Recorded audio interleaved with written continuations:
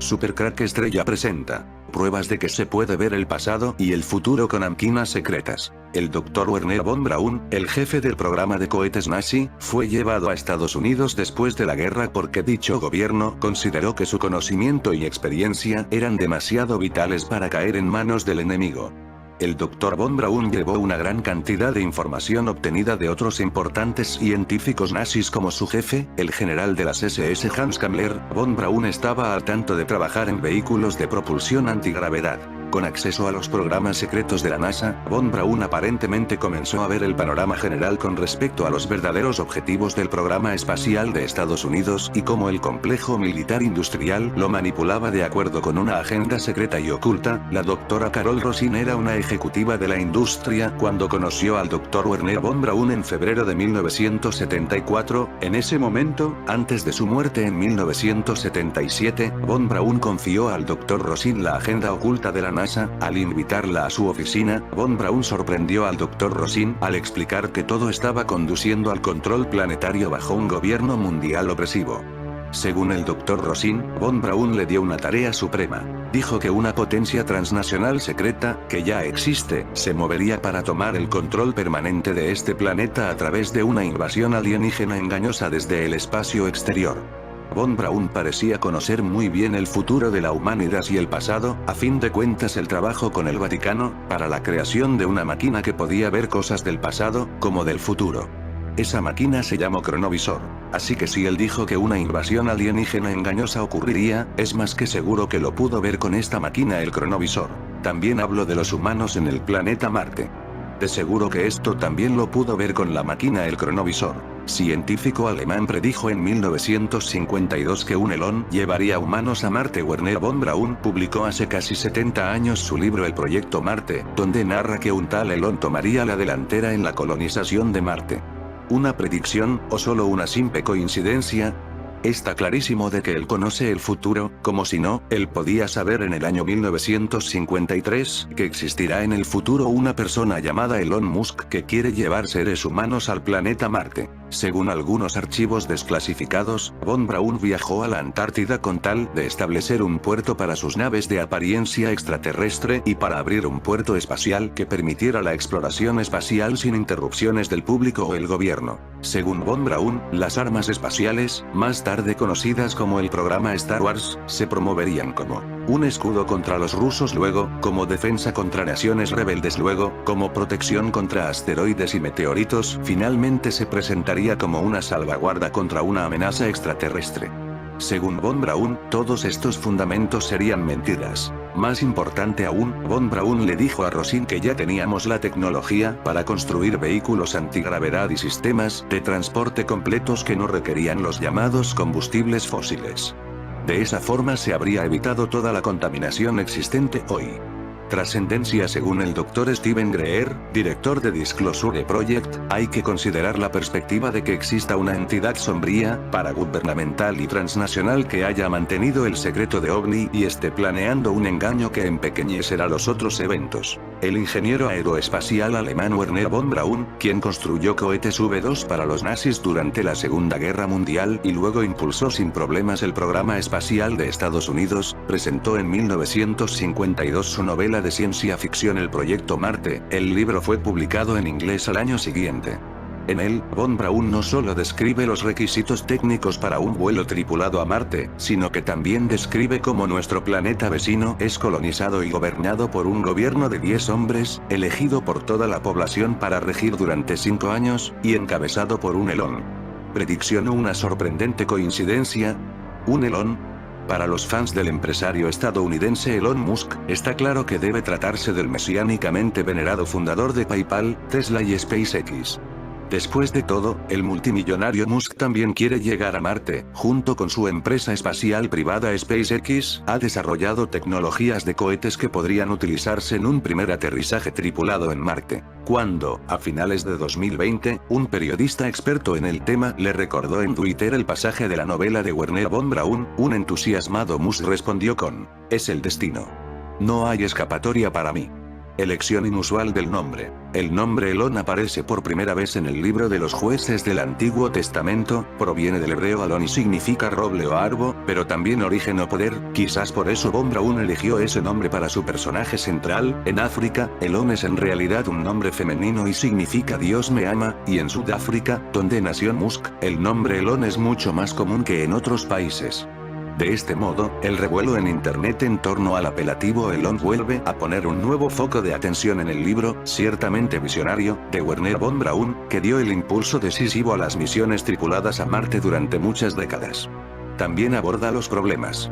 El proyecto Marte es considerado el primer estudio con fundamento científico inspirado en los requisitos técnicos para una misión con destino a ese planeta. Desde su publicación, pasaron 20 años para que un ser humano pisara a la Luna por primera vez, y llegar a la Luna es casi como llegar a Marte. Tras la publicación de la edición en inglés, las ideas visionarias de von Braun fueron recogidas por publicaciones científicas de su nuevo país de adopción, Estados Unidos, donde fue accesible para un público más amplio. Además, von Braun pudo presentar sus ideas y visiones en 3 programas de televisión junto con Walt Disney, lo que despertó el entusiasmo de los estadounidenses por los viajes espaciales. La posibilidad de una flota espacial fuera del planeta recibió aún más crédito recientemente cuando un joven hacker escocés llamado Gary Kinnon irrumpió recientemente en las computadoras del Pentágono y supuestamente encontró los nombres de algunas de nuestras flotas espaciales estadounidenses fuera del mundo identificadas bajo la abreviatura US, 2 naves espaciales específicas, US-LEMAI y US-Yenkoeter, los nombres de las distintas tripulaciones, sus rangos y transferir asignaciones entre varias naves espaciales fuera de la Tierra. Esta violación de la seguridad informática enfureció tanto a los altos mandos del Pentágono que el gobierno de los Estados Unidos trató de extraditar a Kinnon del Reino Unido para enfrentar cargos de piratería informática con un castigo de vida en prisión. Ciertamente, esta es una forma de silenciar permanentemente a un descubridor de información prohibida. Conclusión: muchos denunciantes afirman que estos son los planes de los Illuminati, y que debemos prepararnos para el mayor engaño en la historia de la humanidad. El 2 de mayo de 1972 el periódico italiano Domenica del Corriere publicó una noticia insólita que sorprendió a miles de lectores. Un equipo de científicos, entre los que se contaban Enrico Fermi y Wernher von Braun, dirigidos por el monje benedictino Marcello Pellegrino Ernetti, habían inventado una máquina llamada cronovisor, capaz de obtener imágenes y sonidos del pasado. Pero su novelada que habla del futuro y del señor Elon Musk es del año 1952, y el cronovisor es del año 1972. Pero si continuamos con la historia del cronovisor, veremos que su fecha de creación fue antes del año 1972. Algunos creen que sí, y sostienen la teoría de la existencia de una máquina llamada cronovisor. El padre Pellegrino Ernetti, quien daba clases de música antigua en la iglesia de San Giorgio, en Venecia, afirmó en el año 1972 tener en su poder una máquina, creada durante la década de 1940 por un grupo de eminentes científicos, con la cual él mismo había podido fotografiar el pasado, la agonía de Jesús, la traición de Judas, la destrucción de Sodoma y Gomorra. Este es el gran dato que parece se está ocultando. El cronovisor se fabricó en 1940, época donde los nazis y el Vaticano trabajaban en otro proyecto de máquina del tiempo llamado Campana Nazi. De esta manera descubrimos que perfectamente se pudo escribir la novela en 1952 y saber el futuro de la Tierra así como su pasado. Algunos creen que sí, y sostienen la teoría de la existencia de una máquina llamada cronovisor. El padre Pellegrino Ernetti, quien daba clases de música antigua en la iglesia de San Giorgio, en Venecia, afirmó en el año 1972 tener en su poder una máquina, creada durante la década de 1940 por un grupo de eminentes científicos, con la cual él mismo había podido fotografiar el pasado, la agonía de Jesús, la traición de Judas, la destrucción de Sodoma y Gomorra. Según Ernetti, este prodigio tenía un sólido sustento científico, basado en la energía indestructible de las ondas que conforman las imágenes y el sonido. El artefacto lo que hacía era captar esas ondas, flotando en el aire y decodificarlas como imágenes. En su momento, el reportaje en que el padre hablaba de este invento fue publicado junto a una imagen de Jesús y los apóstoles. Poco tiempo después, autoridades del Vaticano salieron a desmentir públicamente la existencia del cronovisor. Ernetti, antes de morir, acusó al Papa y a la Santa Sede de haber confiscado la máquina. Según él, querían evitar que ciertas verdades históricas salieran a la luz. Si esto fuera cierto, implicaría que actualmente el Vaticano liderado por el Papa Francisco tiene en su poder una máquina para viajar en el tiempo. ¿Es esto posible? ¿Sería ético que mantenga oculto un artefacto que, de existir, podría cambiar el curso de la historia?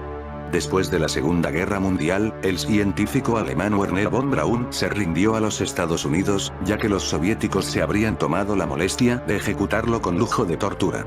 Para evitar la horca por crímenes de lesa humanidad, el antiguo oficial de la Waffen-SS aceptó entregar tecnología alemana. El astuto alemán llegó ante los estadounidenses con un tren cargado de científicos nazis y, en colaboración con el gobierno norteamericano, fundaron la NASA, siendo von Braun el primer director de esta organización. Ahora, nadie sabe exactamente cuál la tecnología que este hombre le entregó a los Estados Unidos. Pero hoy en día se tienen teorías muy interesantes. Si como parece el sabio del futuro, no le fue muy complicado esquivar a los rusos. Wernher von Braun nació el 23 de marzo de 1902 en Ursitz, en la provincia de Posen de Prusia Oriental, en aquel entonces parte del Imperio Alemán, pero actualmente en Polonia. Fue el segundo hijo de Magnus, barón von Braun, un funcionario que llegaría a ser ministro de Agricultura durante la República de Weimar, y Emmy von Kistorp, una aristócrata cuyos ancestros incluían reyes franceses, daneses e ingleses. Nada podía presagiar que el vástago de una familia conservadora, de quien se esperaba no más que mantener el status quo, decidiera embarcarse en la aventura de la ciencia y la ciencia, pero como suele suceder en estos casos, es posible que un par de eventos durante su infancia dieran impulso a su destino. Cuando Wernher tenía 8 años, y después de hacer su confirmación luterana, su madre le regaló un telescopio, con el cual el pequeño desarrolló su pasión por la astronomía. Por otra parte, las hazañas logradas por Max Valier y Fritz von Opel en el peligroso campo de las carreras de automóviles impulsados por cohetes, inspiraron a von Braun a instalar varios petardos y fuegos artificiales a un carrito de juguete, experimento que se saldó con una explosión callejera que dio con los huesos del joven de 12 años en la comisaría. Al año siguiente, Wernher entró en un internado para estudiar la escuela secundaria, ahí se hizo con una copia del libro Die Rakete zu den Planetenraumen, en cohete hacia el espacio interplanetario, de uno de los pioneros en cohetes, Hermann Ober, y con él nacieron en von Braun sus sueños no de guerra, sino de viajes espaciales. En 1928, a la edad de 16, Wernher fue Die Rakete zu den Planetenraumen trasladado a otro internado, en la isla frisia de Spiekeroog, y el que hasta entonces había sido un estudiante mediocre en matemáticas y física, se aplicó en estas dos materias, al darse cuenta de que eran necesarias para alcanzar sus metas espaciales. En 1930 se matriculó en la Universidad Técnica de Berlín, donde también se unió a la Sociedad de Vuelos Espaciales, uno de cuyos fundadores había sido su ídolo de la infancia Max Valier, y donde conocería a uno de sus colegas en el futuro de los vuelos espaciales, Willy Ley, y al mismo Hermann Ober, autor del libro inspirador. Al graduarse como ingeniero mecánico, entró en la Universidad Friedrich Wilhelm para hacer un doctorado en física, título que obtuvo en 1934. Muchas de estas máquinas del tiempo llamadas campanas se pueden descubrir fácilmente en la Antártida con el Google Earth. Dejo en este video una prueba más de esta máquina en la Antártida. En fin amigos de Supercrack Estrella, si el video te gustó pulgar arriba.